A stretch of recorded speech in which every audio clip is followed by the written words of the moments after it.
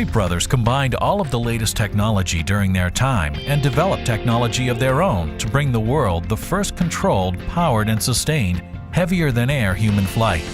Much like Leonardo da Vinci, the Wright brothers spent a great deal of time observing birds in flight. They read about the works of George Cayley and the hang-gliding flights of Otto Lilienthal to learn more about aerodynamics.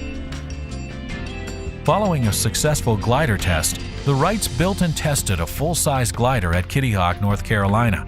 They chose Kitty Hawk as their test site because of its wind, sand, hilly terrain, and remote location.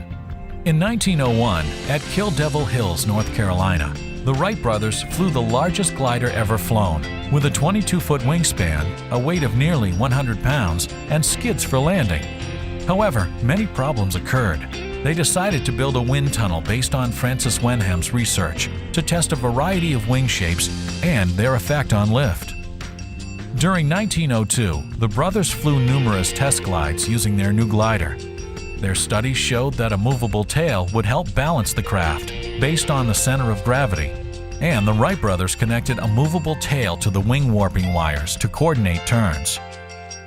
After months of studying how propellers work, the Wright brothers designed a motor. This was attached to a new aircraft sturdy enough to accommodate the motor's weight and vibrations.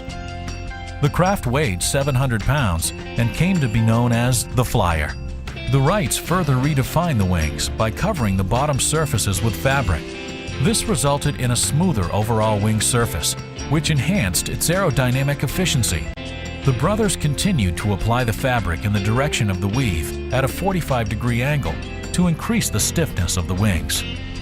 One of the most innovative aspects of the 1903 Flyer was its propeller. The Wrights decided to treat the propeller as if it were a rotating wing. They reasoned that the same physics that generated an upward force or lift on a curved surface in a flow of air would also produce a horizontal force or thrust when such a surface was positioned vertically and rotated to create the airflow. The brothers built a movable track to help launch the Flyer. This downhill track would help the aircraft gain enough airspeed to fly. After 2 attempts to fly this machine, one of which resulted in a minor crash, Orville Wright took the Flyer for a 12-second sustained flight on December 17, 1903. This was the first successful, controlled, powered, and sustained heavier-than-air human flight in history. In 1904, the first flight lasting more than 5 minutes took place on November 9th. The Flyer 2 was flown by Wilbur Wright.